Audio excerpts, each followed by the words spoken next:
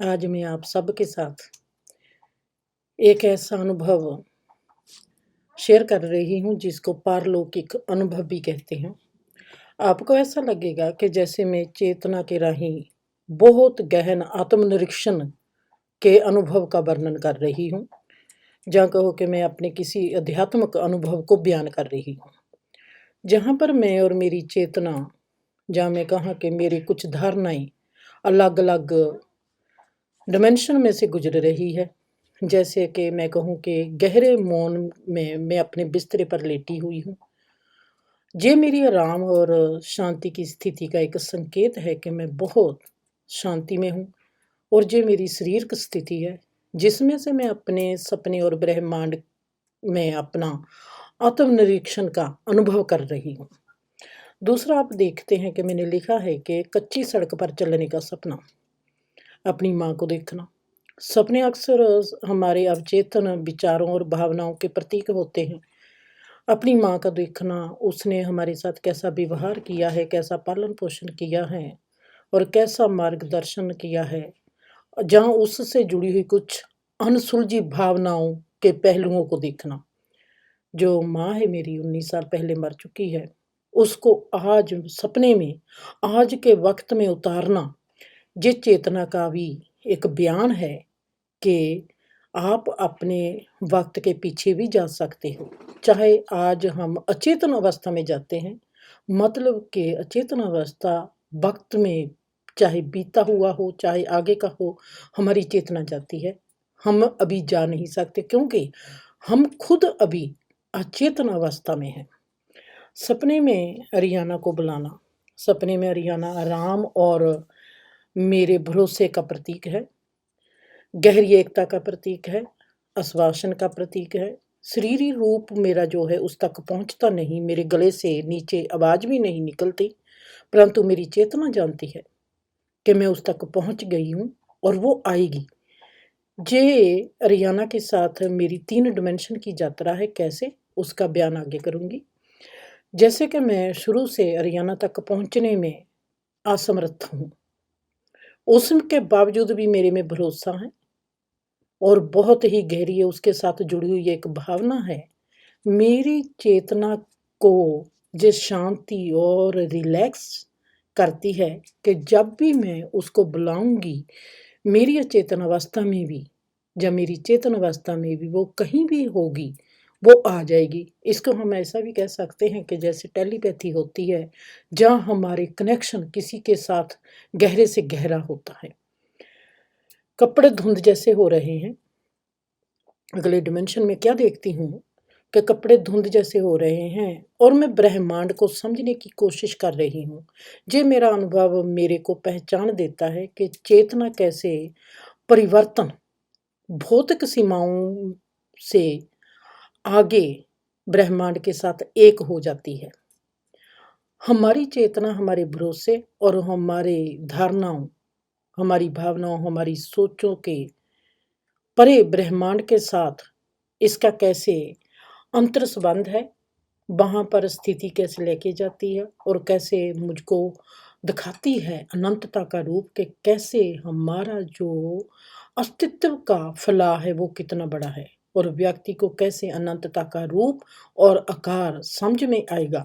और वो मैं इस डिमेंशन में ब्रह्मांड के साथ जब उस डिमेंशन में उस जैसी ही होने लगती हूँ, जैसे मैंने कहा कि स्लेटी और जामुनी रंग का वहाँ सुमेल है और मेरे कपड़े और मैं भी वहाँ पर वैसी ही होने लगी हूँ। मेरी मौजूदगी है पर मेरी बॉडी नहीं है। मेरा होना है वहाँ पर मेरा अपना शरीर नहीं है। शरीर मैं देखती हूँ कि वहाँ पर बेड पर लेटा हुआ है, जो गहरी शांति में है।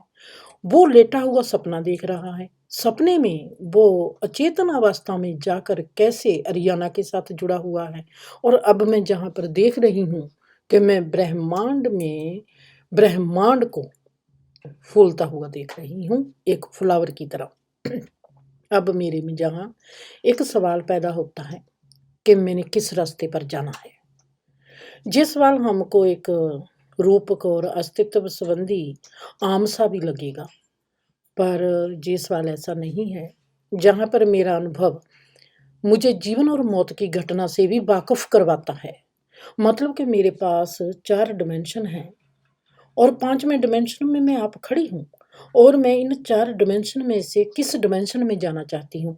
अगर मैं मौत और जीवन की ये घटना से वाकिफ़ करवाता है, तो इसका मतलब है कि अगर मैं कहूँगी कि मैं आज इस ब्रह्मांड में ही रहना है, जो फूल की तरह खिल रहा है मेरे आगे, मतलब इसका ये हुआ कि जो मेरी बॉडी पड़ी है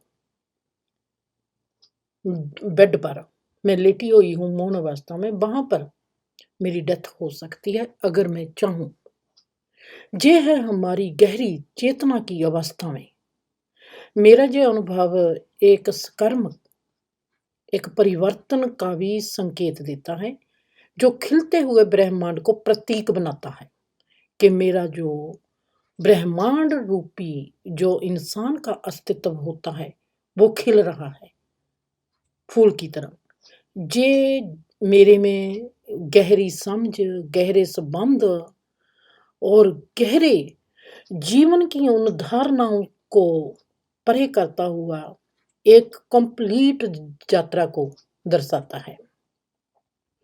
अब जब मैं इस यात्रा पर आगे बढ़ती हूँ, तो रियाना और मेरी माँ के साथ बातचीत होनी, भरोसा, उन लोगों पर भरोसा कि वो मेरे ऐसे स्रोत हैं, जो सदा ही मेरे को अच्छा-सा समर्थन करेंगे और मार्गदर्शन प्राप्त करने का प्रतीक हैं ये।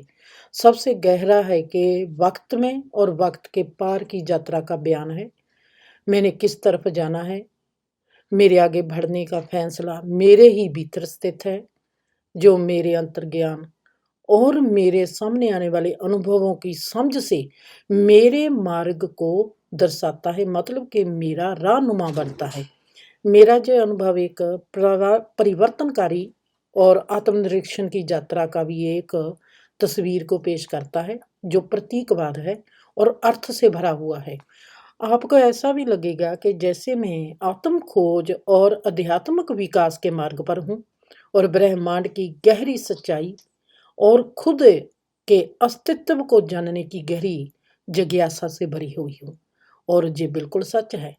अब आपको तीसरे हिस्से में आपसे मिलूँगी और आपको बताऊँगी कि अगर उस डायमेंशन में मैं ये फ़ैसला नहीं लिया कि मैं उस डायमेंशन में रहना है और मैंने ये डायमेंशन में आके आना ही कबूल किया, तो इसके पीछे सच क्या है और क्या ये सच है?